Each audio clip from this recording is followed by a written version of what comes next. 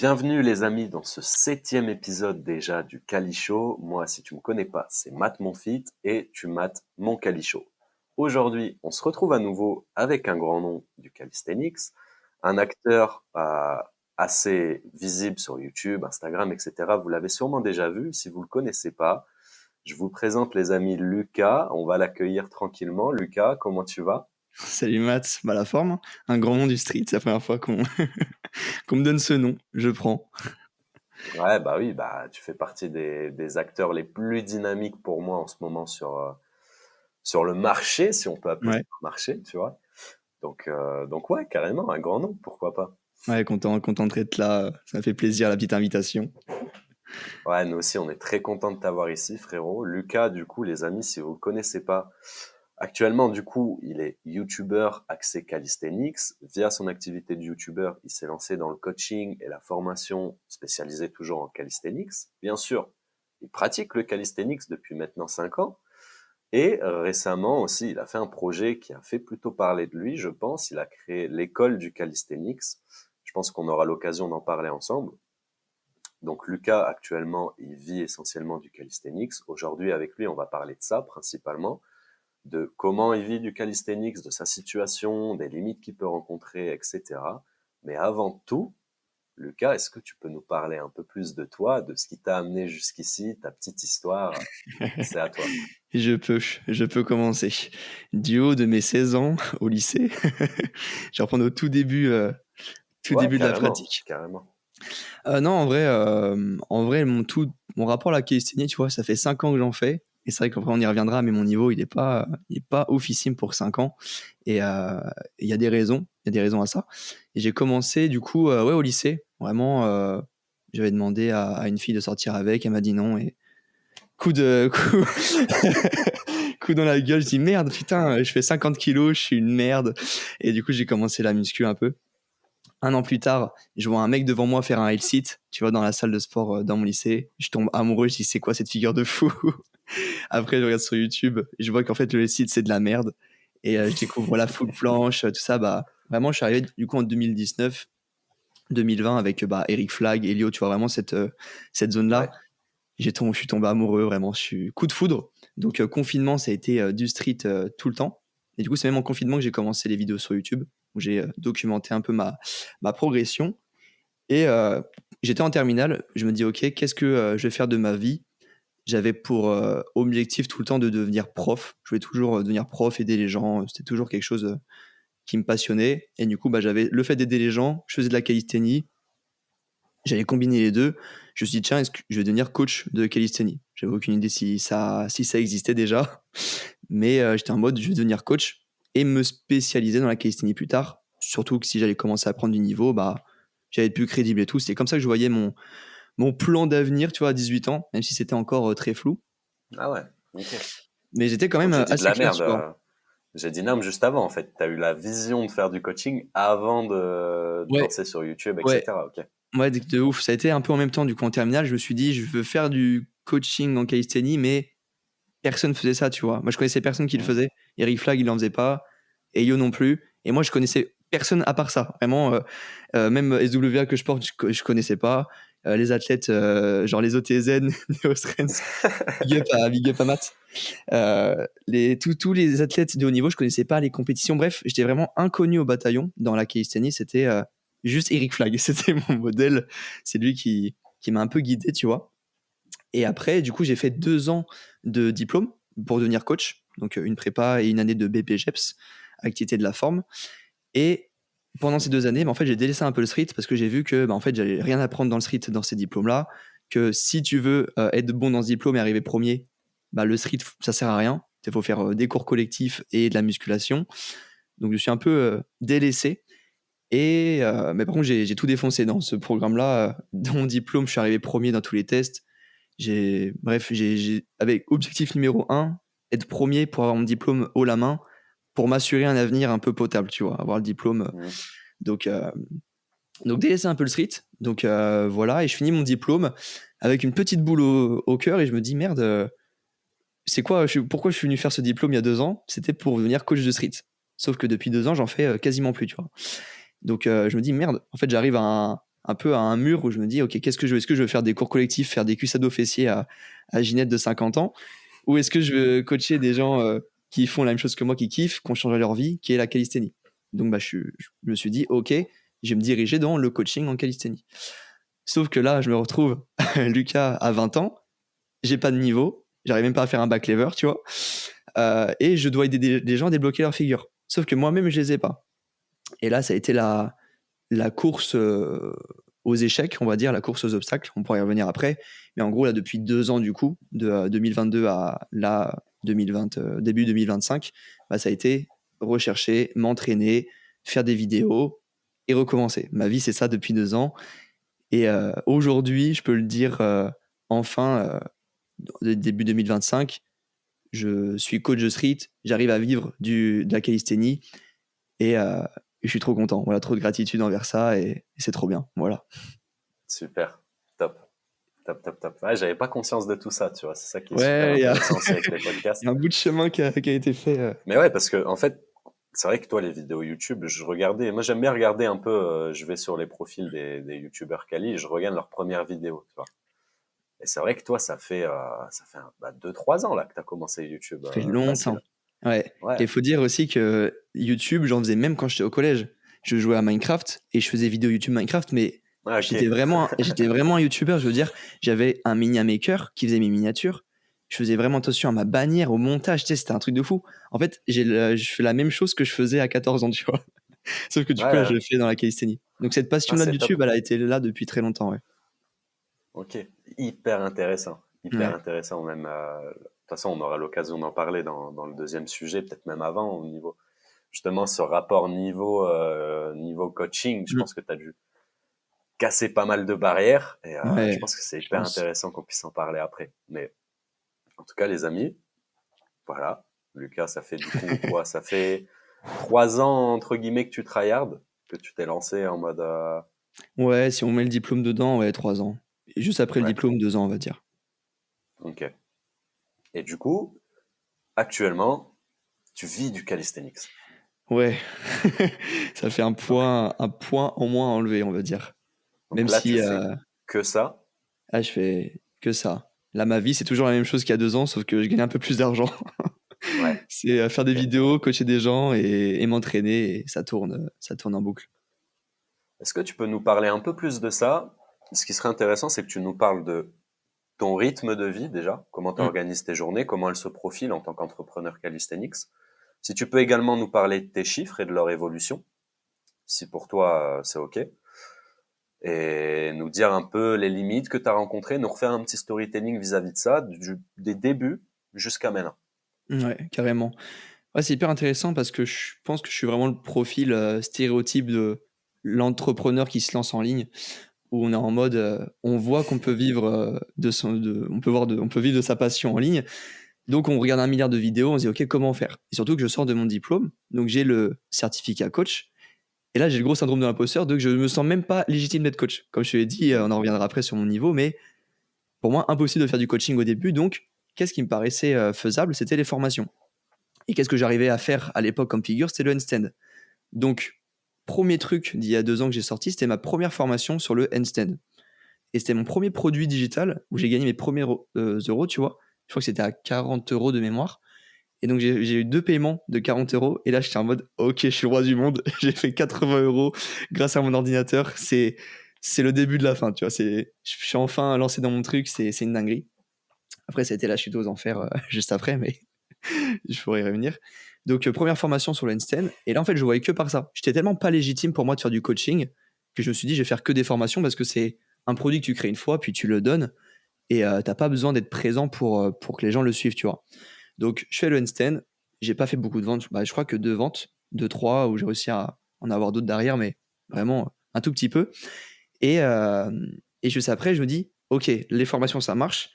Je vais créer la grosse formation de calisthénie, sa mère, qui a jamais été créée au monde, alors que j'étais personne pour le faire. Et j'avais un déclic. Et moi, souvent, je marche par déclic. C'est une grosse erreur que j'ai réussi à corriger un peu après. C'est que dès que j'ai une idée, je vais tout faire pour y arriver. Sauf que le tout faire, il peut durer très bien 2 semaines comme 6 mois.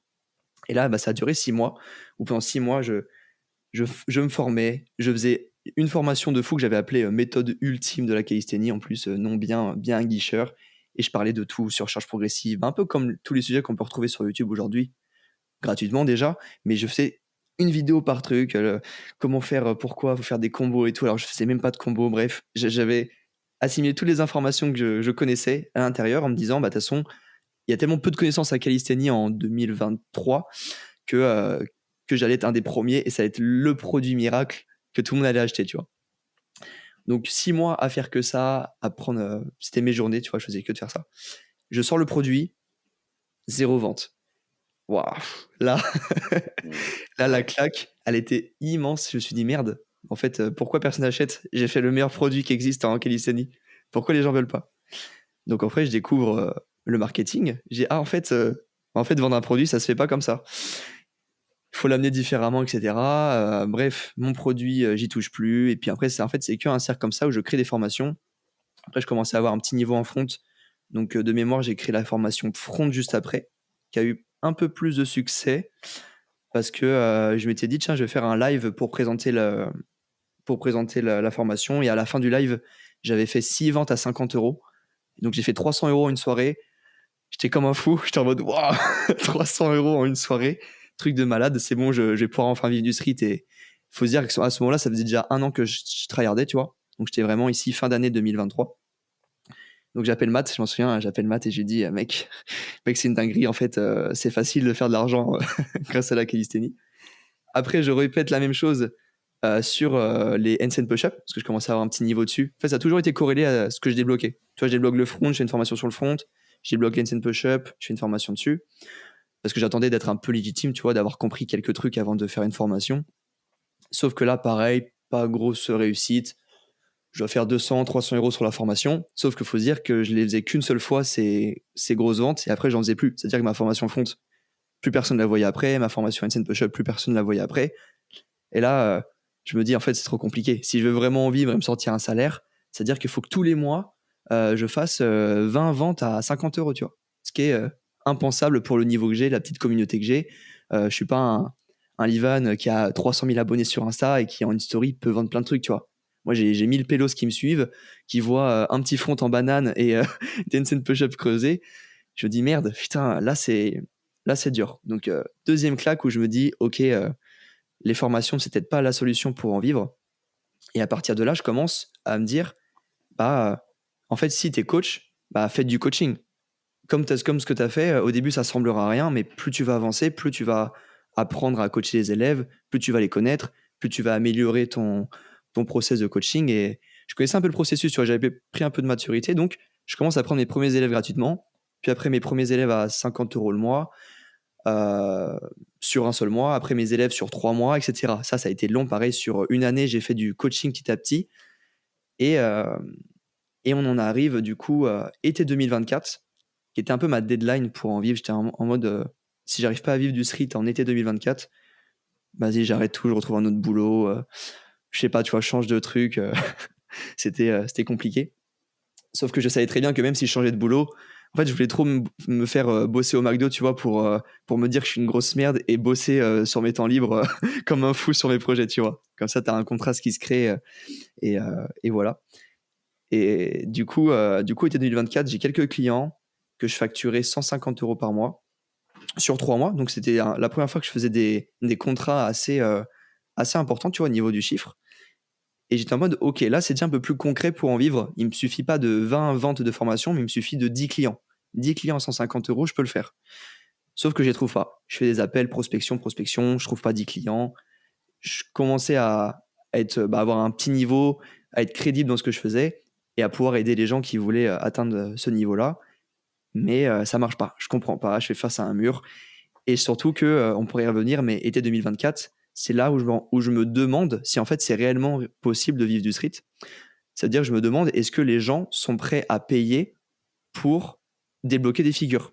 Parce que je sais que peut-être tu connais Amaury, qui avait changé de virage, qui est passé du coup de la calisthénie au poids du corps, parce qu'il arrivait à trouver plus de douleur au poids du corps pour que les gens le payent en coaching. Et moi, je me suis dit, merde, déjà que j'ai pas de niveau, si en plus je dois faire 3 fois plus d'efforts que des athlètes pour trouver des clients et leur dire qu'en fait, si je suis la réponse à leurs problèmes, c'est je me suis peut-être enfermé dans un truc hyper dur. Tu vois, peut-être que je me suis, depuis 2 ans, mis dans le mauvais chemin et ça allait être compliqué d'en sortir. Donc, genre, ce que j'ai fait, c'est que j'avais envoyé plein de messages à des coachs qui avaient déjà réussi à en vivre. J'ai envoyé un message en disant, mais écoute, je suis bloqué sur ça, ça, ça. Bah, c'est pour ça que du coup, avec Amaury, on a fait un podcast. J'ai parlé à d'autres coachs et ils m'ont dit, si c'est possible d'en vivre, bah, comme toi, il y a des clients qui nous payent pour le faire. Donc, c'est forcément possible. Tu vois, il y a un marché qui est ouvert à ça. Et du coup, été, j'arrive pas à en vivre, j'arrive toujours pas à trouver mes clients. Et en octobre, je prends la décision de me faire accompagner pour mon business parce que je me suis dit que ça fait 2 ans que j'essaye tout seul, 2 ans que j'arrive pas. Et j'avais toujours un problème d'ego sur le fait de me faire accompagner. J'avais pas envie. En fait, toutes les choses dans ma vie où je me suis fait accompagner, j'ai jamais aimé ça. Et le business, bah, je voulais pas. Je voulais me dire que je voulais y arriver tout seul. Et c'est lorsque je commençais à en vivre que j'allais me faire accompagner. Grosse erreur. Je me fais accompagner par Ethan, Big Up, Ethan Workout, qui était aussi un nom dans la calisthénie avant et qui s'est dirigé dans le coaching de coach. Et du coup, il m'a aidé à me repositionner sur mon offre, sur l'acquisition client. Et depuis novembre, du coup, j'avais contracté en novembre plus de 4 000 euros, tu vois, en contrat signé. Et je me suis dit, OK, c'est bon, mes 10 clients, je les ai. Enfin, j'ai envie.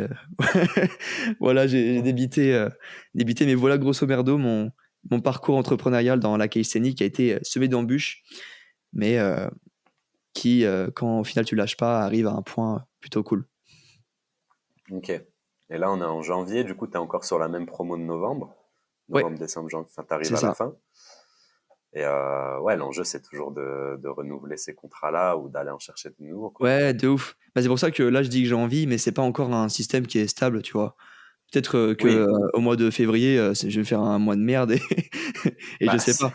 Mais de toute façon, c'est toujours les problèmes du one-to-one et du service comme ça, ouais, tu vois, du service à la demande. C'est que, en fait, t'as jamais réellement de stabilité, tu vois. Ta stabilité, c'est toi et ta régularité dans ton contenu, de dans ouf. tout, en fait. Si C'est t'arrêtes du exactement jour au ça. lendemain, t'arrêtes. Mais je pense quand même qu'il y a un certain palier à aller chercher. Et ce qui est intéressant, tu vois, avec le coaching, c'est que déjà, tu te fais un réseau de malades.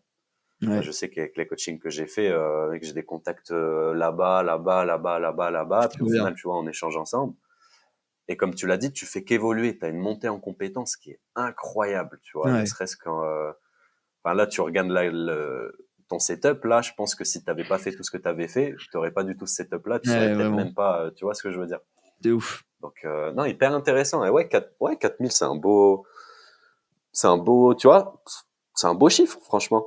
Ouais, T'as ce carrément. qu'il Mais faut, en fait. en fait, j'ai un gros problème avec l'argent, mais un gros problème. C'est que j'ai souvent été dans le mi. Et en fait, je me suis toujours dit, pour en vivre, il me faut 1 000 euros, tu vois, en pensant que ça allait me suffire. Sauf que tu te rends compte qu'en évoluant, c'est pas du tout suffisant et que si tu veux vraiment avoir des projets ambitieux plus tard et investir, là, je me suis dit, ok, bah, en fait, on va peut-être taper plus le 5 à 10 000 euros par mois, tu vois. Hmm. Où je me dis, l'objectif là, je me suis écrit ça en premier objectif de 2025 pour le premier trimestre, c'est de me faire un premier mois à 5 000 euros collectés, tu vois. J'aimerais vraiment me dire, ok, là j'ai réussi à faire 5 000 euros. Avec ça, bah, déjà, je peux me sortir un salaire et vivre confortablement, mais surtout investir dans des projets, faire des trucs plus ambitieux. Et naturellement, c'est tout le temps exponentiel. Plus tu as d'argent, plus tu résous de problèmes, plus tu investis, plus ça progresse. Donc, c'est l'objectif pour 2025, ouais. Top. Sympa. Ouais, de Sympa. ouf. Et j'ai envie de normaliser ça. En gros, me sortir un peu. Bah, de toute façon, le business, c'est beaucoup du mental, hein. C'est des déclics OK, au début, je pensais que 50 euros, c'était hyper cher pour un coaching. En fait, tu te rends compte qu'au final, c'est pas si cher que ça. T'as que des déblocages mentaux. Du coup, l'argent, ça en fait partie. Quand tu te rends compte que bah, ça, c'est pas énorme et que ça, c'est pas énorme non plus, bah, tu sais où te diriger et tes actions sont en corrélation avec ce que tu penses. Donc, c'est. Ouais, franchement, je suis trop content de mon aventure, même si c'était très long et laborieux.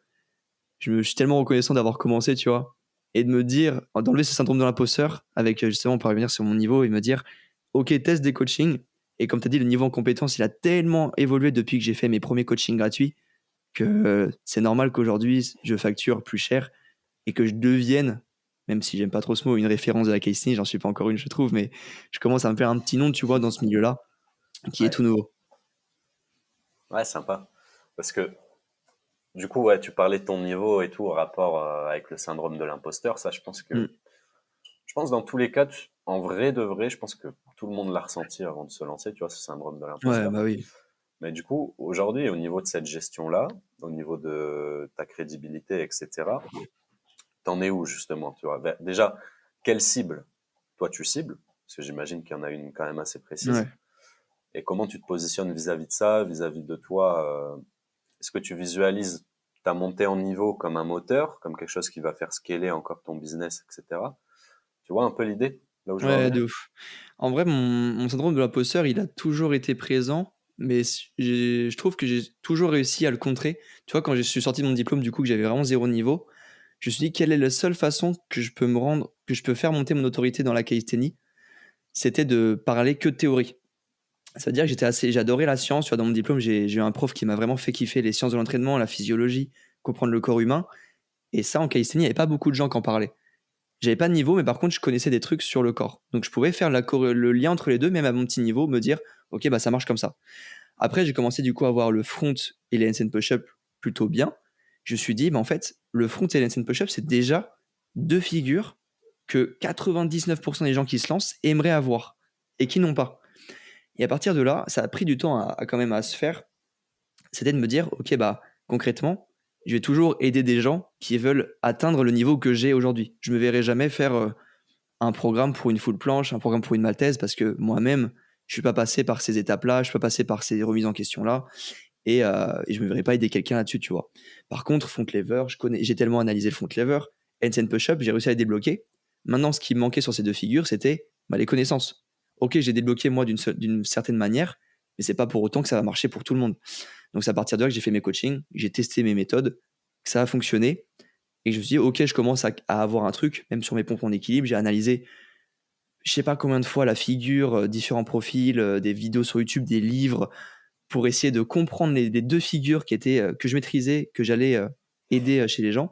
Et à partir de là, du coup, mon syndrome de l'imposteur commençait à diminuer parce que plus j'aide de gens, plus j'ai de retours clients, plus je suis fort, bah, plus je me sens crédible. Donc, plus je peux aider, tu vois. Ça a toujours été comme ça. Et peut-être qu'à l'avenir, en montant en niveau, du coup, si j'arrive à avoir la full planche ou la straddle, je commence un petit peu, tu vois, à commencer à aider les gens dessus parce que je me vois pas être hyper fort en planche. Mais du coup, ce qui est bien, c'est comme je suis très nul en planche, bah, je me considère nul en planche et que bah, j'ai beaucoup de connaissances, mais en fait, je peux faire le lien entre les deux et expliquer aux gens les erreurs que j'ai fait à ne pas faire, tu vois. Donc, ça peut créer un lien émotionnel entre mes clients et moi. Et pourquoi pas à l'avenir, comme tu as dit, si justement je monte en niveau, c'est pas encore l'objectif dans ma tête. Tu vois, je suis pas en mode je vais faire des compètes, je vais être numéro un, avoir toutes les figures et après faire des coachings sur toutes les figures. Moi, je suis plutôt. Je vais me concentrer aujourd'hui sur mon avatar client type et peut-être que mon avatar client va progresser petit à petit. Mais aujourd'hui, mon client type, c'est le mec qui a entre allez, 20 et 40 ans, qui a déjà fait 6 mois à 1 an de pratique, qui veut avoir son fonds de CHSPU, les deux figures principales, mais qui galère, tu vois, qui est là, qui stagne, qui se pose un milliard de questions sur l'entraînement, qui a pas envie de se faire chier à se construire un programme en autodidacte parce que bah il voit que c'est trop compliqué, il a déjà essayé de le faire et ça marche pas, tu vois. Donc il veut délaisser ce parti entraînement à un coach. Et du coup, le coach c'est moi et voilà. Mais tous mes clients que j'ai aujourd'hui, tu vois, c'est ça. Ils ont tous entre 20 et 40 ans. La calisthenics, c'est un sport passion, ils adorent ça. Mais il y a trop de questions dans lesquelles ils n'arrivent pas à gérer tout seuls. Donc, je suis là pour les aiguiller, on va dire. Ok. Et concrètement, du coup, tes suivis, ils se passent comment? Parce que là, j'imagine qu'il y a des gens qui vont nous regarder, peut-être qui seront intéressés par tes services. Mm. Si jamais, les amis, vous aurez tous les liens de Lucas en description. Je mettrai ton Insta, ton site si tu veux que je le mette, etc. Merci. Est-ce que tu peux nous parler un peu plus de comment ça se passe les suivis avec toi? Bah, concrètement, j'avais fait une story pas longtemps à la une sur moi. Du coup, mon accompagnement, je l'appelle Tenix Academy. C'est le nom que j'ai donné à. Je sais pas, le fait d'avoir un nom, ça m'a fait un petit déclic en mode, Tain, c'est cool d'avoir un nom pour son accompagnement. Comme ça, les gens ils visualisent puis ils entendent le nom régulièrement. Donc, c'est Tenix Academy, c'est un accompagnement de 3 mois. Et du coup, j'avais fait une story à la une où je montrais concrètement sur mon ordi comment ça marchait. Donc, bah, il y a un suivi 100% personnalisé sur un Google Sheet. Donc, en gros, je suis ton nombre de répétitions, de séries, avec les exercices, les méthodes que je crée en fonction de la personne. Donc, en prenant son contexte le plus possible. Avec ça, il y a une plateforme de coaching qui est School, du coup, où les gens à l'intérieur seront un peu plus autonomes, mais il y aura une partie sur le front lever, l'handstand push-up, le handstand, les méthodes d'entraînement, le mindset, il y a un peu tout ce qu'il faut savoir sur la calisthénie. Et au lieu d'aller chercher des infos un peu partout sur YouTube, ici, c'est toutes les infos que moi, j'ai regroupées dans une seule et même plateforme. Donc, si les mecs ils ont une question, je peux les envoyer sur un lien précis dans cette plateforme. Donc ça, c'est assez cool. Puis, ils peuvent être assez autonomes aussi. Moi, c'est un pilier que j'essaye de mettre en place dans mon accompagnement, c'est essayer de rendre les gens autonomes et pas juste être 100% dépendant de moi, tu vois. Ouais. L'erreur que j'avais fait avant. Et après, on échange tous les jours sur WhatsApp. On envoie des vidéos. Moi, je fais des corrections le mercredi et le week-end sur leurs vidéos, sur le programme. J'analyse, je fais des fois des looms sur mon ordi où je leur dis ce qui va pas. Et on recommence pendant 3 mois. Ok, sympa. Ouais. Sympa, ouais. Donc, c'est vraiment du one-to-one. Ouais. Tu fais des trucs en groupe ou c'est vraiment à chaque fois Ouais, one-to-one? ça m'arrive de faire des lives. C'est pas régulier, j'ai pas un créneau défini chaque semaine. Je pense que c'est quelque chose sur lequel je vais pousser davantage pour améliorer le suivi dans les prochains mois. Mais là, tu vois, des fois, peut-être ce week-end, je vais leur dire le dimanche, si vous voulez, ce soir, on se fait un petit appel et on parle de ça comme sujet, on répond à ces questions et ça fait un petit effet de groupe, c'est sympa, tu vois. Mais à part ça, non, j'ai pas grand-chose, même si à l'avenir, je le vois un peu se développer ce truc-là. Ok. Et donc, toi, du coup, là, parce que j'avais entendu une vidéo de, putain, je sais plus qui c'était, je crois que c'était Clément Blossom et Mm. Livan ou quoi, où il parlait justement des gens qui proposaient du coaching en planche sans avoir de planche. Ouais, Toi, t'en penses quoi? Parce que moi, je suis mitigé vis-à-vis de cette question. ouais, je vois la frustration que ça peut créer chez les athlètes comme ça. Moi, en tant que coach, je me vois pas le faire, comme je te l'ai dit, parce que pour coacher quelqu'un, il n'y a pas que le côté théorique, tu vois. Il n'y a pas que le côté temps de répétition, c'est la meilleure méthode, c'est comme ça que ça fonctionne. Mhm. Et, Ouais, ouais. et la plupart des cas, c'est même pas le programme que je vais faire à mes coachés qui vont les faire progresser, c'est les vocaux que je vais leur envoyer sur WhatsApp qui vont les faire progresser. Parce qu'un message que tu entends de quelqu'un qui te suit va être beaucoup plus impactant que juste un exercice et une série que tu as vu sur un programme. Donc dans ce contexte-là, quand tu sais que c'est comme ça que les gens évoluent, c'est pas par des chiffres, mais c'est par plutôt des retours concrets de pros, et je me dis en fait, je suis pas légitime de pouvoir entraîner à la full planche à quelqu'un. Parce que moi-même, je suis en plein dans cette réflexion. Je suis en plein dans cette réflexion de ce qu'il faut, ce qu'est la force, la full planche, bref. Donc pour moi, c'est... Ouais, je suis aussi mitigé, mais pour moi, non, si t'as pas la full planche, tu peux pas... Tu peux faire débloquer la full planche à quelqu'un. Ça, je dis pas le contraire. Si t'as pas la full planche, tu peux le faire débloquer à quelqu'un. Mais je pense que ça sera une personne sur 10. Genre, s'il y a 10 personnes qui viennent te voir pour la full planche, je pense que sur les 10, t'en as un qui va progresser de ouf. Les 9 autres, tu vas être bloqué là-dessus. Tu vas pas savoir comment faire pour les aider, tu vois. Mhm. C'est Ouais. ma vision, voilà. Ouais, je suis assez d'accord. Je suis assez d'accord sur le fait que tu peux potentiellement apporter une théorie à quelqu'un et une pédagogie, entre guillemets, mais ça aura forcément ses limites à ce niveau-là. Ouais. Il y aura un manque de projection, tu vois, et je suis complètement d'accord avec toi quand tu dis ça. Moi, mes coachings, c'était pareil. La prog, c'est limite, tu vois, moi, je leur disais dès le début, je leur dis la prog, honnêtement, je t'en fais une, mais on s'en bat les couilles.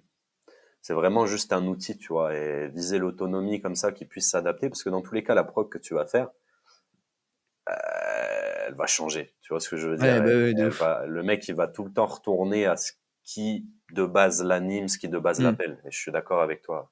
Je Ouais. suis d'accord avec toi à ce sujet-là, à fond. Mais j'ai même À un fond. autre point de vue, justement, qui va à l'encontre de ça, c'est que ok, les gens qui n'ont pas la full planche ne peuvent pas débloquer la full planche des pratiquants, mais à l'inverse aussi, des gens très forts, tu vois, comme ton niveau, ou le niveau de Livan, Clément ou Melvin, Ah oui, oui, oui, qui non, mais sont également clairement. très forts, et à l'inverse, eux, leur problématique, c'est qu'ils connaissent que leur façon d'avoir la planche. Ils savent comment eux l'ont eu, ils savent ce qui Mhm. fonctionne sur eux. Du coup, c'est pas pour autant qu'ils sont plus légitimes que moi, par exemple, pour faire débloquer la planche à quelqu'un. Eux, ce qui permettrait d'augmenter leur légitimité, c'est d'avoir coaché 100 personnes et que sur les 100 personnes, il y en ait 90 qui l'aient eu, tu vois. Là, Mhm. ok, là, tu peux dire, bah ouais, la méthode, elle fonctionne. Là, ils sont carrés, ils savent comment faire pour faire débloquer à full planche. Mais à partir de là, si en tant qu'athlète, t'as même pas réussi à coacher des personnes, tu peux pas cracher sur quelqu'un qui aide les gens à progresser. C'est clair. Voilà. c'est clair. Après ça, honnêtement, j'ai aucune idée des résultats, entre guillemets, des gens. Mais c'est clair que c'est une limite. Après, tu as aussi le fait que entre un coaching débutant, amateur confirmé et un coaching où tu commences à aller chercher du volume en planche, etc. Mec, il y a un Ah, mais fossé. de fou. Mais mec, il y a un fossé. En fait, tu te retrouves avec une plage de... Tu te retrouves avec une cible qui est 80% du temps hyper idéaliste, qui Mm. idéalise des athlètes à qui ils peuvent pas s'identifier, tu vois. Ouais, de ouf. Et ils ont la prétention d'arriver à leur objectif via ton coaching, alors qu'en fait, c'est tellement exigeant, c'est tellement spécifique que la plupart du temps, je te jure, même avant de commencer le coaching, tu sais c'est le mec qui va y aller. C'est de ouf. Et Tu vois ce justement, que je veux dire? j'ai vu une vidéo de toi qui était. Non, c'était toi qui en parlais. Qui disait que, humainement, biomécaniquement parlant, tout le monde peut avoir la full planche. Mais dans la réalité, pas tout le monde peut avoir la full planche. Parce que ça demande tellement Ouais. de trucs. Je sais plus si... Je pense pas. Je pense que j'ai dû en parler, mais je crois pas que Ouais, ce soit une j'ai vu vidéo de ça moi. et ça m'avait marqué.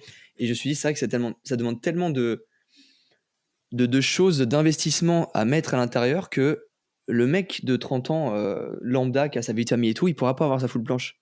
Qui y Bah, met tout son cœur, c'est compliqué, tu ça vois. dépend. Moi, tu vois, les meilleurs résultats que j'ai eus, figure-toi, c'est avec un mec de 42 piges, 2 enfants, chef d'entreprise et tout. Mais parce Oui, qu'il hein. avait le cœur, il avait l'âme, tu vois. Ouais, c'est ça, ouais, de ouf. Et automatiquement, la transmission s'est faite, tu vois. Et il y avait même plus besoin de programmation à la fin. En fait, c'était juste du partage d'énergie, de la symbiose Mm. et de la compréhension de la projection. Et à l'inverse, par contre, tu avais des mecs qui y allaient pas, tu vois. Tu le sais, en fait, t'as beau donner Ouais, toutes les méthodes, t'as beau donner toute ton âme, ton truc, tu le vois. Tu vois que ça donne pas. Tu vois ce que je veux dire? Il y de a un ouf. truc qui passe pas. Vraiment.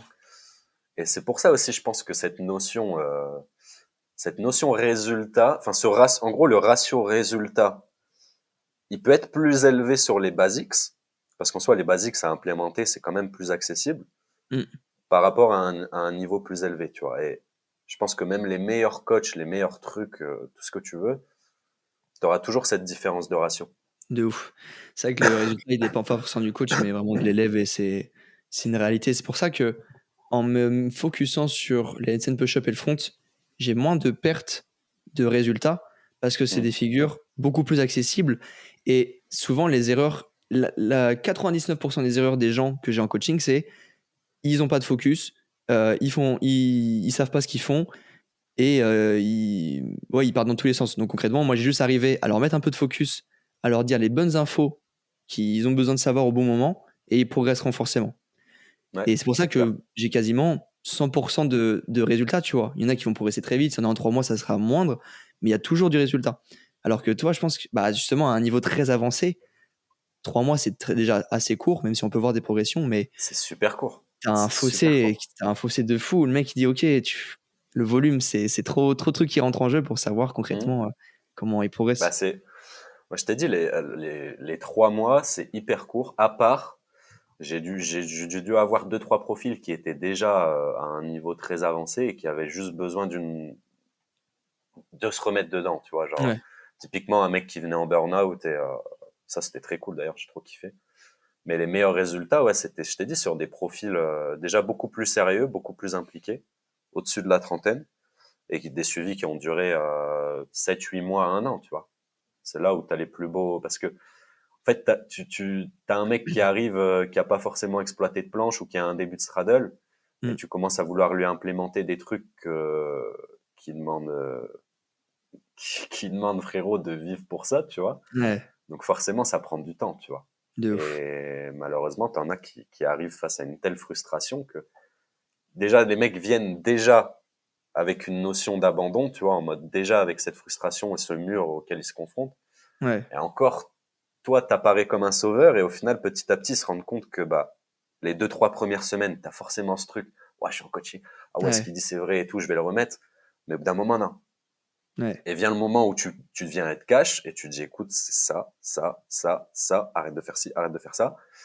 C'est qui tout double. Soit le mec, il va y aller et il va prendre sur lui. soit le mec, il reste avec son ego, sa fausse perception, et c'est fini, tu vois. Hmm. Bah, C'est toujours plus.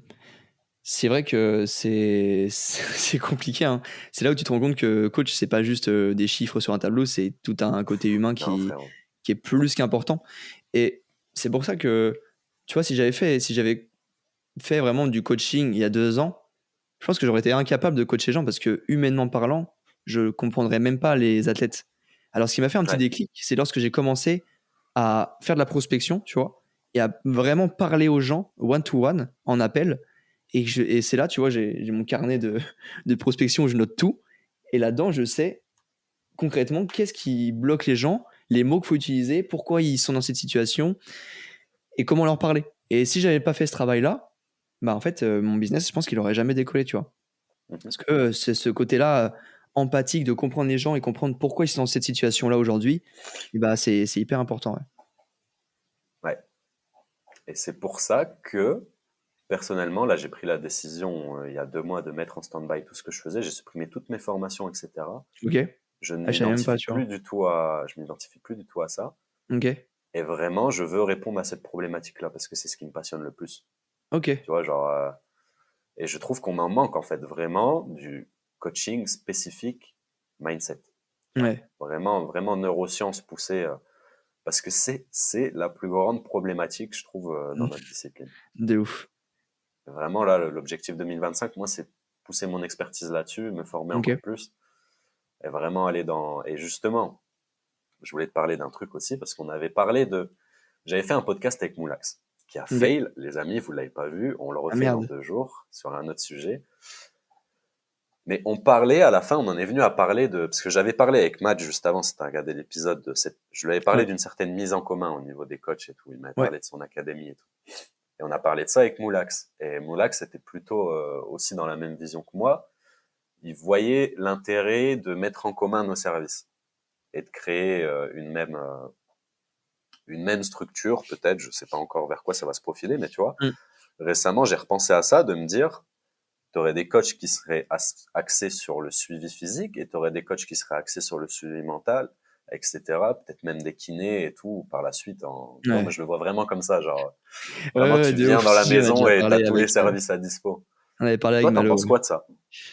Moi, j'aimais trop l'idée. C'est Malo qui a commencé à en parler, mais avec Matt, on s'est vu récemment, on en parlait aussi. Et c'est un truc qui est faisable et je pense qui va obligatoirement être fait, que ce soit pas par nous, mais par d'autres gens, j'en sais rien, tu vois. Mais c'est un truc, on va dire, avec le capitalisme d'aujourd'hui où tout progresse, qui va forcément être pris, tu vois. Ça va forcément être fait parce que je vois tous les sports, tous les sports ont ça, tu vois. Tu regardes des trucs sur l'Ironman, tu as des prépas sur l'Ironman, tu vois. J'ai vu l'Irox qui monte bien. Si tu vas sur le site, tu as des coachings sur l'Irox. Et je pense qu'en calisthenics, ça va être un peu le même principe.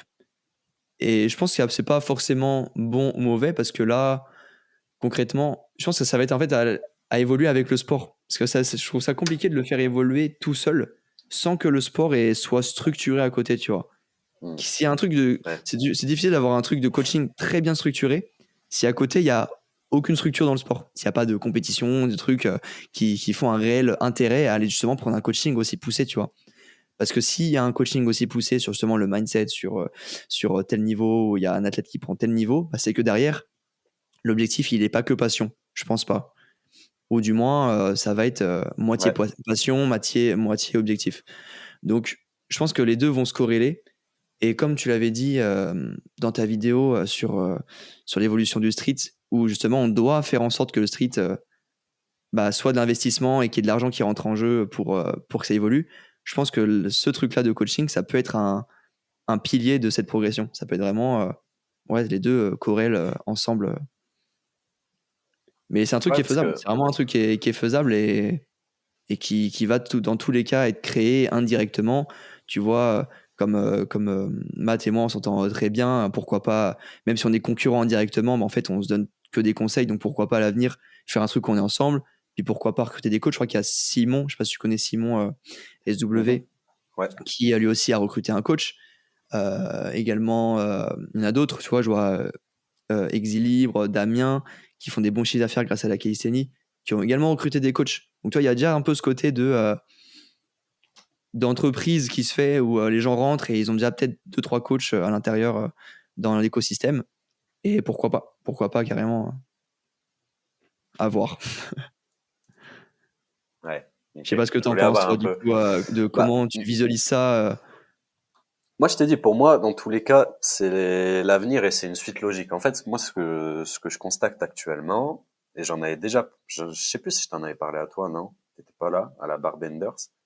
Non, En fait, je j'étais me pas là. rappelle d'un moment où, c'est vers fin 2000, début 2024, où je me rappelle que j'avais constaté qu'en fait, on était plein de youtubeurs à pop, mais d'un peu partout, tu vois. Et chacun proposait ses services, ses trucs.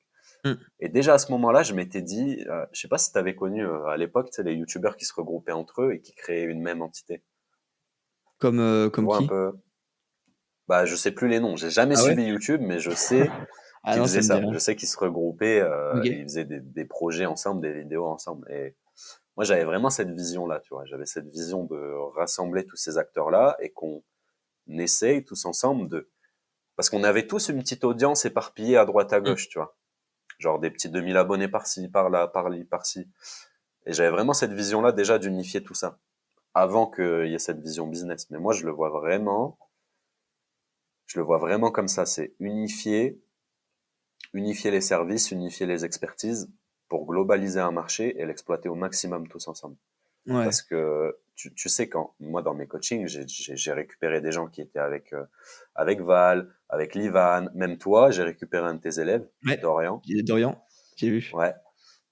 Tu vois, et en fait, à chaque fois, je me disais, putain, c'est con quand même, tu vois, genre, à chaque fois, c'est du passement de balles, de trucs, et au final, je trouvais ça dommage. Moi, j'ai vraiment cette vision-là d'unifier un marché et de l'exploiter tous ensemble au maximum.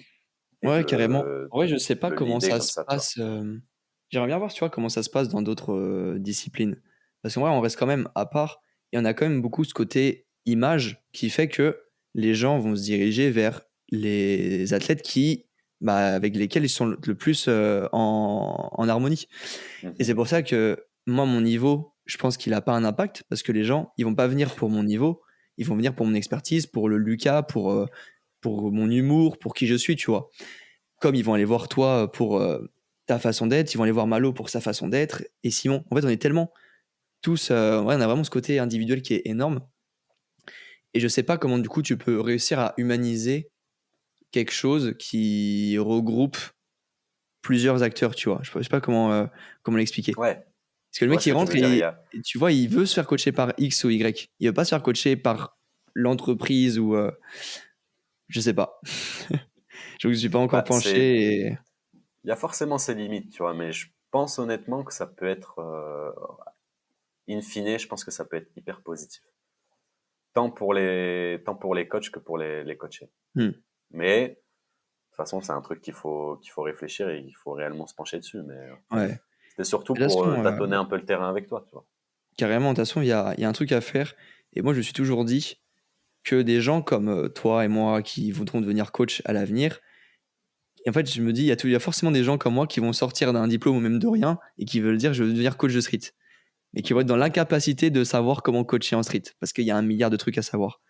Et le problème, c'est qu'aujourd'hui, bah, si tu prends, je sais pas, j'ai dit tous les noms de coachs qu'il y a aujourd'hui, on a tous une méthode différente.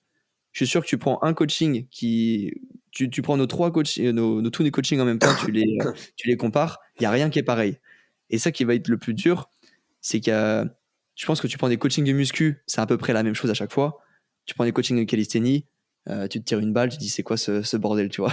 Entre lui qui te fait faire ça, Ouais. l'autre qui te fait faire ça.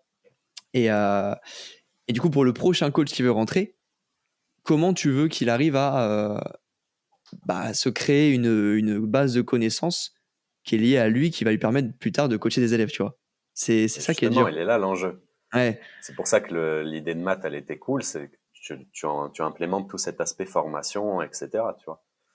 Réellement, de ouf. tu vois, qu'on ait des coachs formés, pas diplômés, parce qu'en franchement, moi, les diplômes, ça veut plus Non, de rien toute dire façon, pour moi, oui. tu vois. Je l'ai fait aussi, le BPGEPS AF.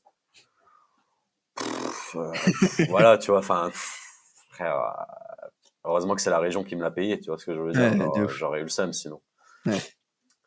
Mais ouais, l'enjeu, il est là. Et tout cet aspect formation et tout, même, bah là, on va dériver un peu, mais tu vois, même l'aspect formation d'arbitre, formation Mm. de juge, etc. De ouf. C'est là-dessus qu'il faut se diriger. Et c'est quoi l'idée que tu as émise du fait de structurer le sport avant d'avoir des structures comme ça? J'y avais Mm. même pas trop pensé et je trouve ça hyper intéressant. Ouais, je pense que Je c'est trouve ça hyper forcément intéressant. corrélé, hein. Je pense Ouais. que, je pense que ouais, ça va être corrélé de fou. Et ouais, si on a des diplômes de. T'imagines, si on a des diplômes qui vont expliquer un barème sur une compétition avec des arbitres, etc., tout va dans la progression. Donc, moi, ça fait sens. Même si, comme je t'ai dit, c'est quelque chose qui, pour moi, va forcément être fait parce qu'il y a de l'argent, il y a du profit à être fait. Donc, ça va être fait un jour ou l'autre. C'est un peu comme le CrossFit, il y a une mine d'or dans la calisthénie là qui est pas exploitée et qui va l'être un jour ou l'autre par une foreuse, tu vois, un mec qui va arriver, il va choper toute la thune. Et du coup, à voir après comment c'est géré. Mais pour moi, il y a un truc de ouf qui est allé chercher, tu vois. Mais Mhm. je sais pas encore C'est clair. si moi, le petit Lucas de 22 ans, ait encore peut-être les épaules solides pour aller chercher un peu cet empire-là, tu vois. Moi, j'ai un truc que j'aimerais trop faire. Parce que tu vois, indirectement, pour faire évoluer le street, il y a différentes options. La première option hyper simple, c'est juste augmenter le nombre de parcs qu'il y a en France. Parce qu'en gros, plus il y a de parcs, même dans les salles de sport, plus il y a de matos, plus les gens vont indirectement en faire. Donc, ça crée du truc. Et le deuxième cas, c'est des grosses têtes d'affiche sur les réseaux, comme l'a fait Eric Flag, qui a créé une vague de fou. Et aujourd'hui, il n'y en a pas, tu vois. Il n'y a pas si peut-être Brieuc le Dantec, qui a une grosse tête. Et moi, je sais qu'en tant qu'entrepreneur, c'est un truc vers lequel je me vois tendre, être une tête d'affiche. Parce que je me sens bien dans la création de contenu. Je pense que j'ai une personnalité que si j'arrive à vraiment mettre en avant, je pourrais bien fonctionner, tu vois.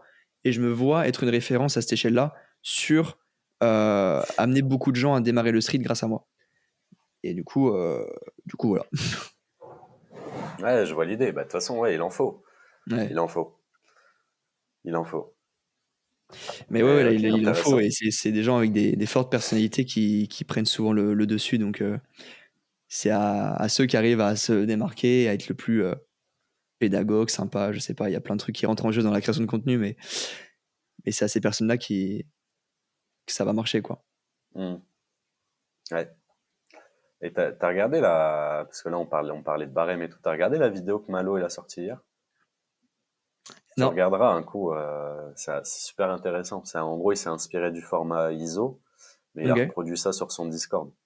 trop bien. En gros, il est un peu en mode propagande, en mode rejoignez tous le Discord, ce format il est génial. En gros, il a fait des épreuves parce que sur son Discord, il valorisait que la créativité et là, il veut valoriser la performance.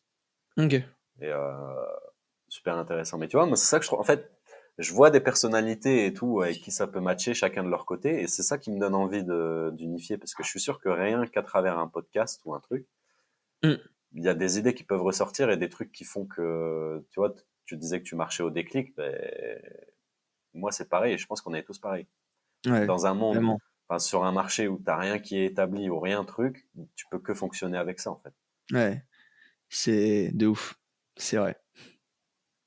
Mais ouais, je vais voir la Donc, vidéo de Malo ouais, tu vas voir, parce que tu je vois vas qu'on voir. échange, c'est trop bien, c'est trop bien ce qu'il fait Malo, je suis fan. Ouais, c'est grave cool. C'est grave cool. Mais encore une fois, tu vois, je trouve que ça manque de. Il y a toujours un manque d'engagement des gens, je sais pas, tu vois. Je remarque toujours au début quand on a un qui pop, t'as toujours un petit truc comme ça, puis après t'as un Ah petit ouais? palier, on dirait que les gens s'habituent, tu vois ce que je veux dire? Ouais, moi c'est vrai que j'ai toujours eu du mal à vraiment voir si j'avais une communauté soudée, tu vois. J'ai aucune idée Mhm. si ma communauté elle me suit vraiment.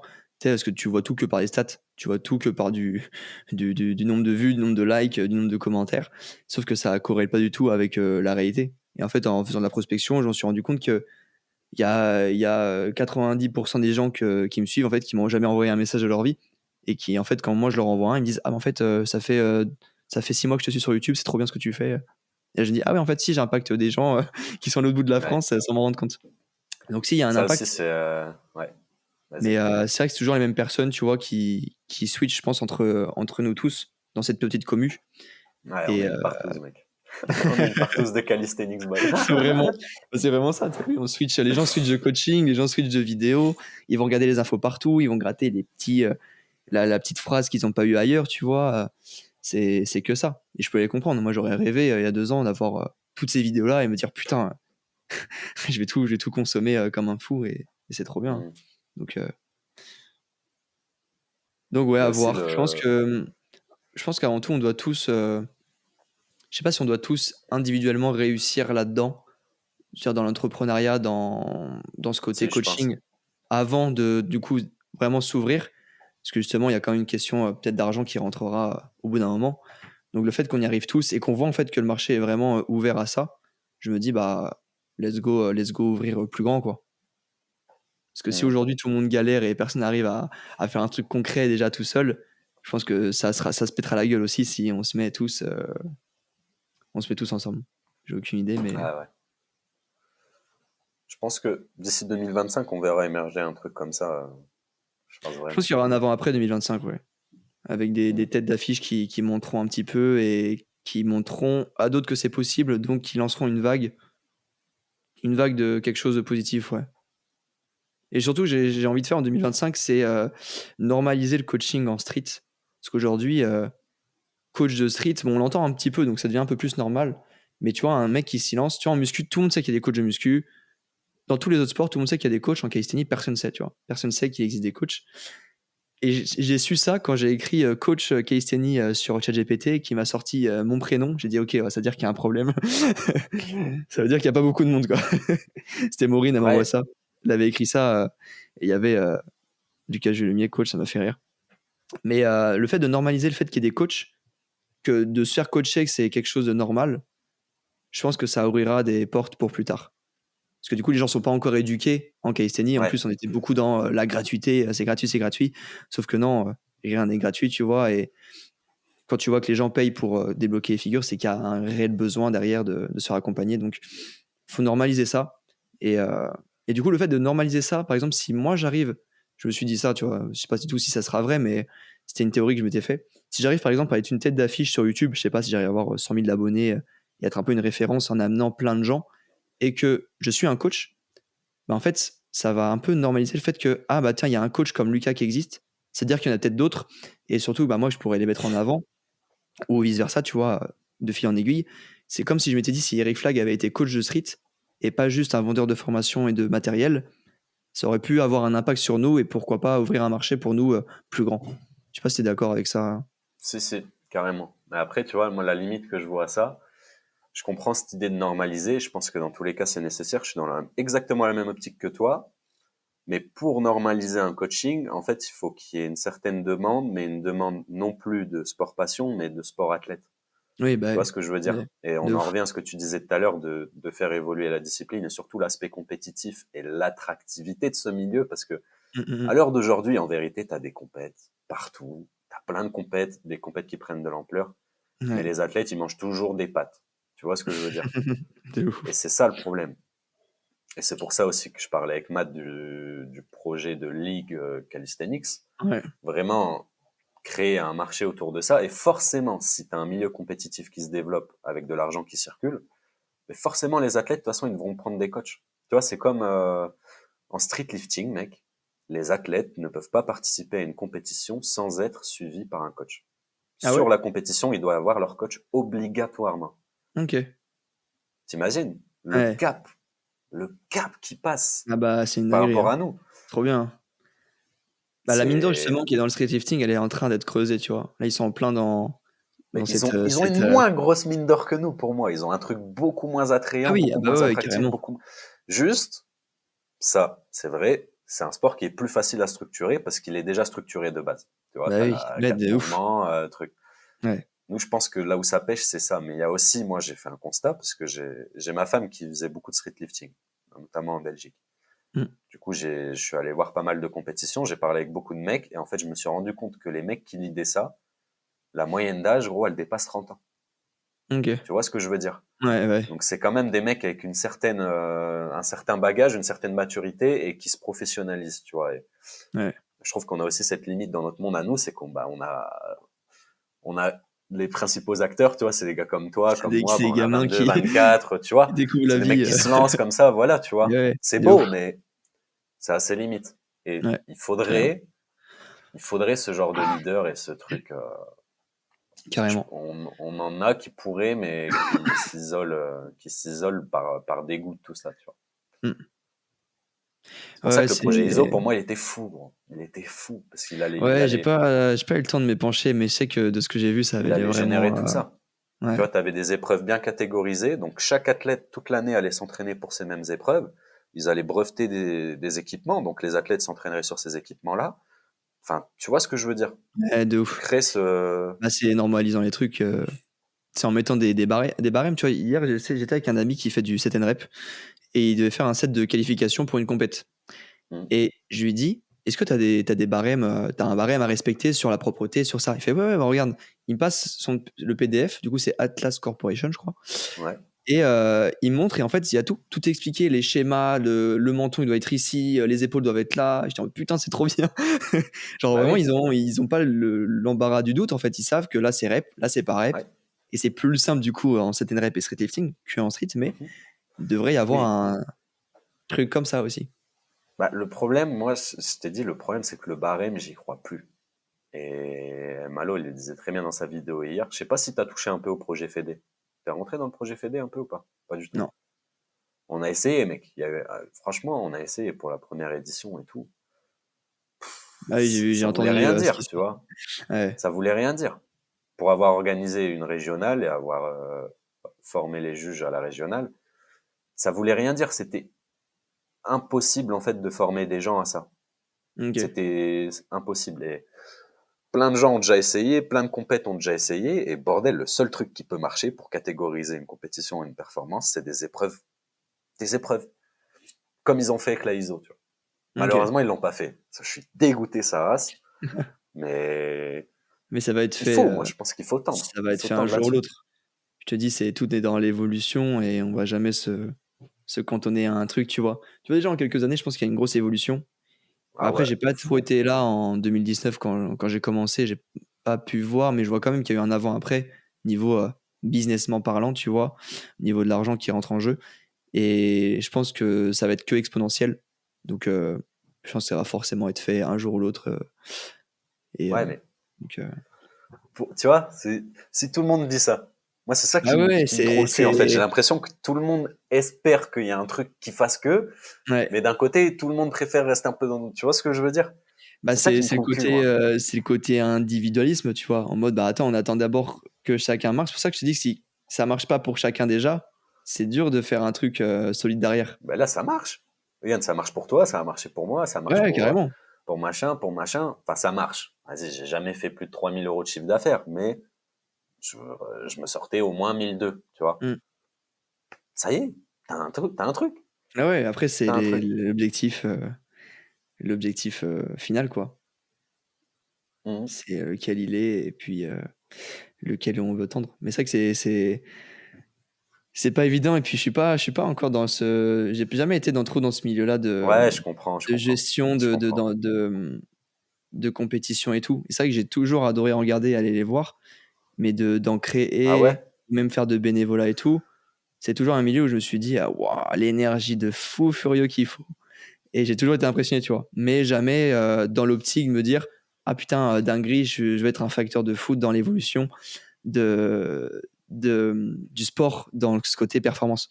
C'est pour ça que je t'ai dit, moi, où je me sens aujourd'hui hyper fort, c'est tout ce qui est création de contenu et image à moi, tu vois. Et ça, je me suis dit, là, je peux avoir un impact indirectement sur tout ça. Parce que du coup, plus il y a de personnes qui rentrent, plus derrière, il y aura de monde pour faire des compètes.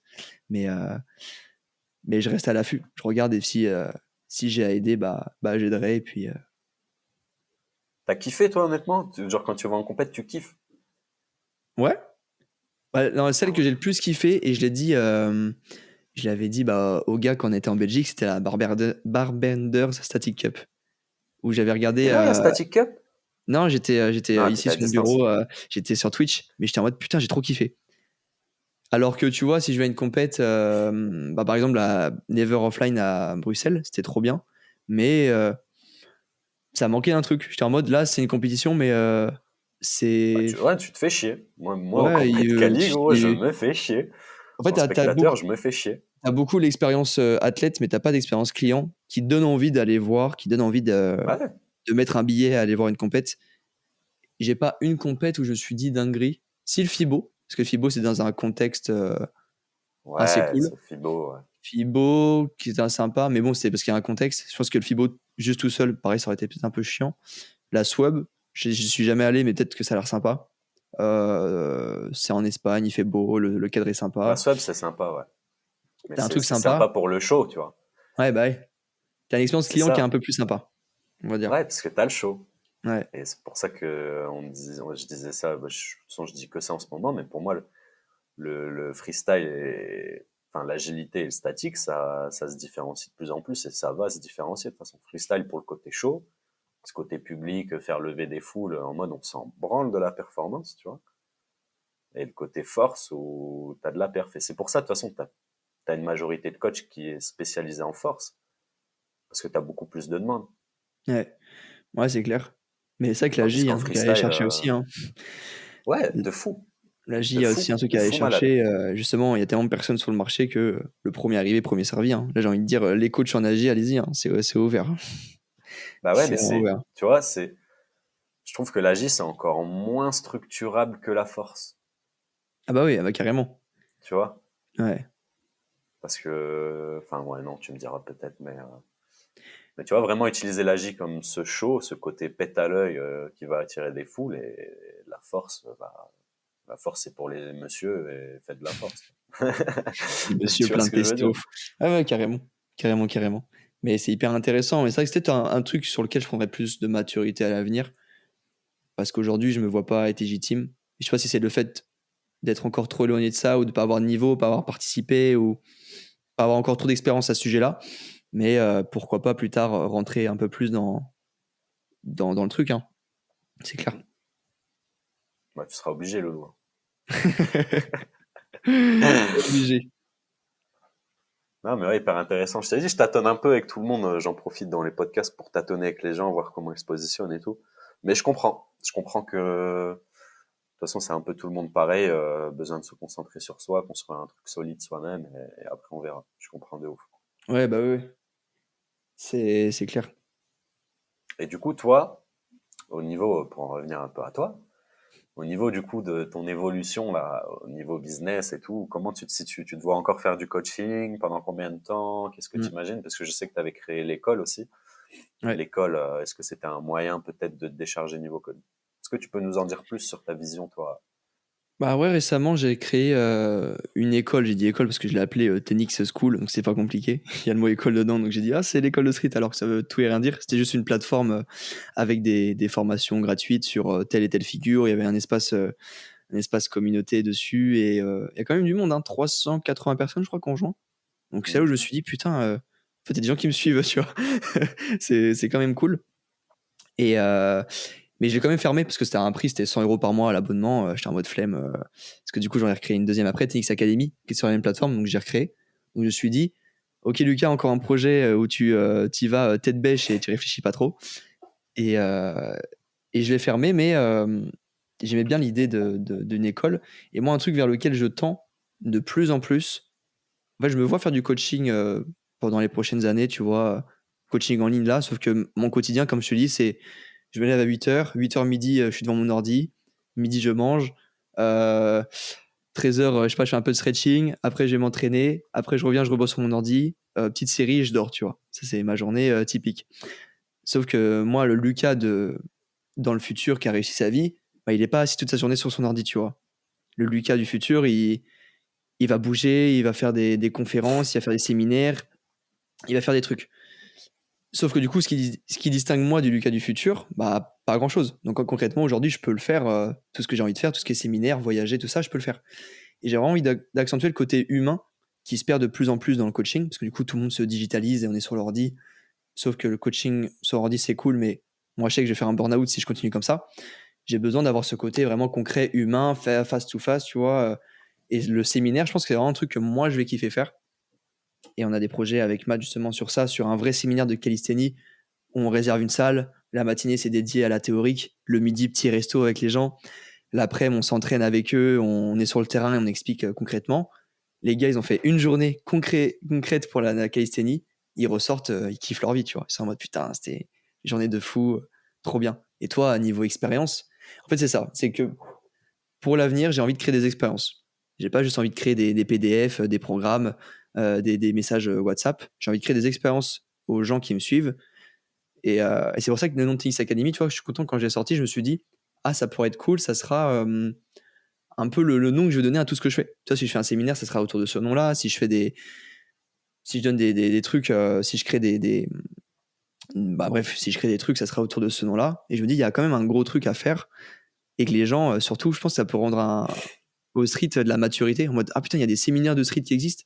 Tu ressors de ça De avec ouf. des belles images, avec des vrais coachs qui sont là, avec des tableaux qui parlent. Tu te dis, putain, putain, c'est pas de la merde, quoi. C'est vraiment pas mal. Parce que c'est vrai qu'aujourd'hui, on en rigolait. C'est qui? C'est Ivan, il disait ça. Mais les rassemblements d'aujourd'hui, c'est pas ouf, quoi. Déjà, c'est toujours les mêmes personnes. Donc, c'est un réseau très niché. Les gens, nos clients à nous, tu vois, quand on est dans la trentaine, ils vont jamais à des rassemblements de gamins qui sont en chaussettes, tu vois. Et il y a un manque de professionnalisme dans la calisthenie. Alors que si tu arrives avec des beaux trucs bien faits, peut-être des vrais événements, des vrais rassemblements, des vrais séminaires hyper propres avec des belles images, des beaux trucs, ouais, ça peut mettre un petit boost à la calisthénie. Et moi, je sais que humainement parlant, c'est un truc que je kifferais de ouf. Donc ouais, à l'avenir, c'est ça le côté humain que je vais mettre en avant dans ma pratique, dans l'entrepreneuriat, quoi. Top, Ouais. top.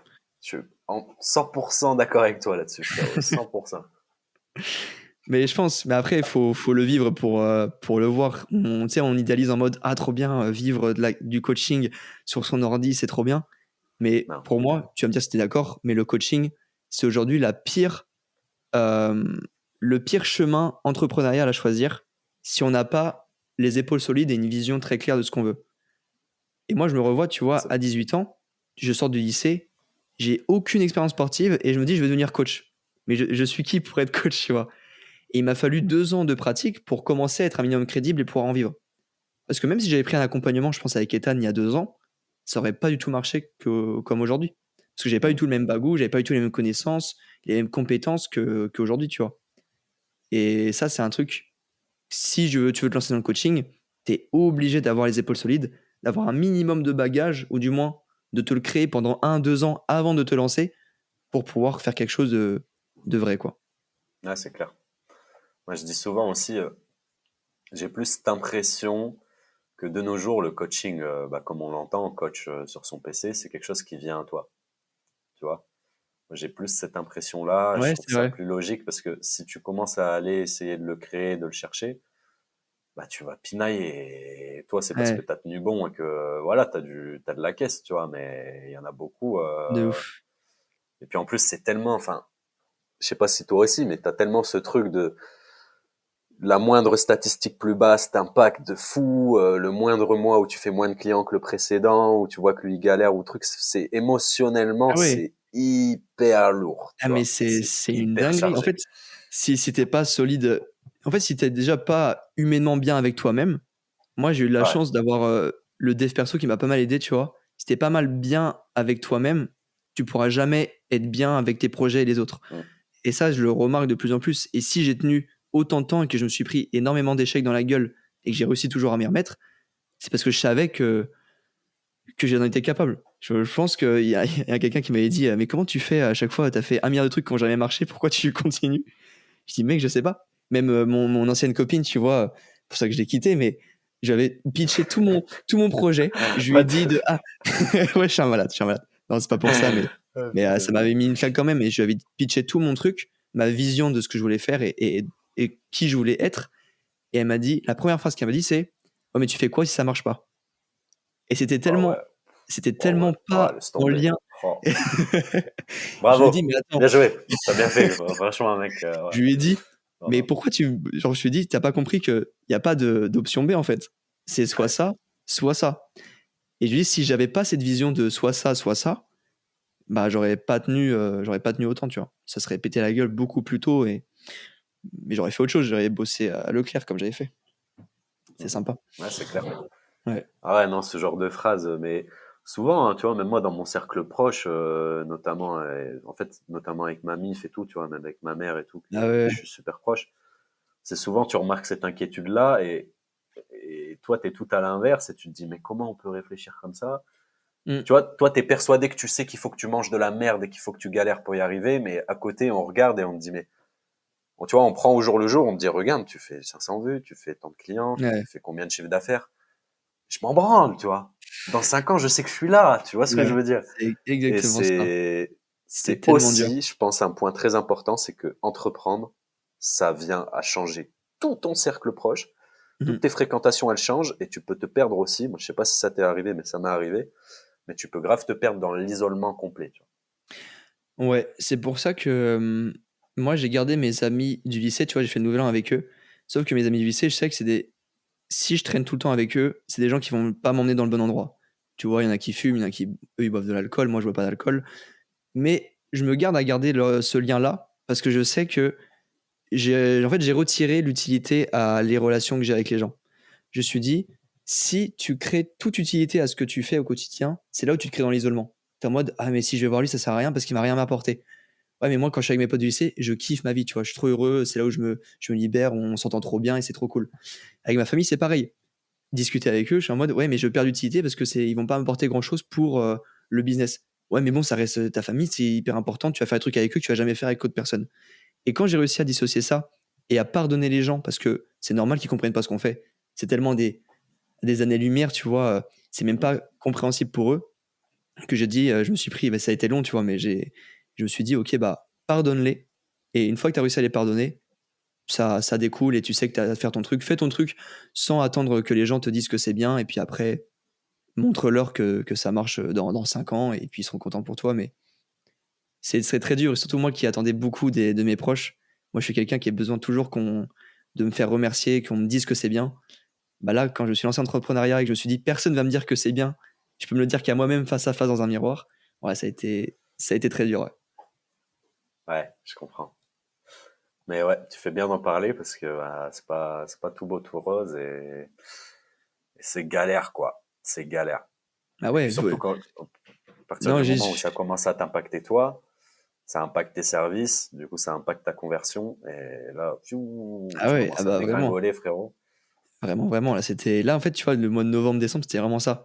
Je progressais plus trop en street. J'avais perdu un peu de goût à l'entraînement parce que j'étais un peu blessé et puis ma barre de fond s'était pétée. Donc, ça m'a mis un coup au moral. Je t'en mode fait chier. Et du coup, indirectement, bah, le business, j'étais moins discipliné. Donc, en fait, je faisais moins de trucs. Donc, je gagnais moins d'argent. Donc, j'allais moins m'entraîner. Et j'étais en mode, oh là là, fait chier. C'était un cercle de Ouais, bah merde. ouais, c'est un cercle Et, vicieux, hein, de fou. et à l'inverse, là, ça reprend. Je reprogresse bien. Là, je kiffe. Je suis discipliné et tout. C'est une dinguerie, mais ouais, c'est hyper drôle. Et tu vois, j'ai bien un entrepreneur qui disait tous les entrepreneurs, en se levant le matin, se demandent si oui ou non ils vont continuer ce qu'ils font. Parce que, comme tu as dit, c'est tellement énergivore et tu te poses un milliard de questions que il y en a qui vont largement préférer bah, quitter l'entrepreneuriat pour retrouver un boulot normal, avec des collègues, avec une vie normale, ce qu'on appelle normal, tu vois, mais Une faire vie de autre chose que drogué ça quoi. qui est qui est très énergivore. Ouais. Ouais, ouais, je suis grave d'accord. Mais je sais que pour rien au monde, j'enlèverais, même si là j'arrêtais, j'enlèverais mes 2 ans d'entrepreneuriat catastrophique que j'ai fait. Parce que je sais que c'est ça qui va me permettre, pourquoi pas dans 10 ans, bah, avoir ce bagage, me dire, bah oui, quand j'ai De commencé, ouf, bah, j'étais nul à chier en fait. Il y a ça. de Et ouf. pour rien au monde, j'enlèverais, ça m'a tellement apporté humainement parlant et bah, du coup, professionnellement parlant, que je sais que c'est la voie que je devais avoir et que je dois garder pour les prochaines années, pour toute ma vie, je pense. Ouais, de fou. Et rien n'est acquis en plus, c'est ça, tu vois, qui est. Ah ouais, ah bah Tu peux, c'est. tu vois, moi j'étais arrivé à un stade où je commençais à faire plus de 2 000 € de chiffre d'affaires tous les mois. Hmm. Pendant 2, 3 mois, 3 mois de suite, j'ai fait, puis après j'ai tapé un 2007 et Ok. je me suis pris un peu le truc en mode, ça y est, je suis intouchable. Tu vois ce que je veux dire là? Là, Et j'ai de tout ouf. fait. Ça fait 1 an et demi. Là, ça tourne de fou. Je vais faire que scaler. J'ai de l'argent pour investir, pour mettre de côté trucs. Je suis parti. Je suis reparti en Italie. Je me suis dit, ça y est, je pars là-bas. Je fais encore mieux. Et mec, le mois d'après, le mois où je suis parti, j'ai fait zéro. Tu vois Ouais, ce que je veux dire? ouais, de ouf. Wouah. Après, c'était l'été, tu vois, mois de juin, transition, l'été, tu le sais, tu t'y attends, mais moi, j'avais pas du tout ça. Et Hmm, hmm, hmm. je m'étais fait avoir par mon, ma pseudo réussite en mode je me sentais intouchable et en fait, non, tu vois. Rien Ouais, n'est acquis. ça a un nom ce truc-là, je sais plus comment ça s'appelle.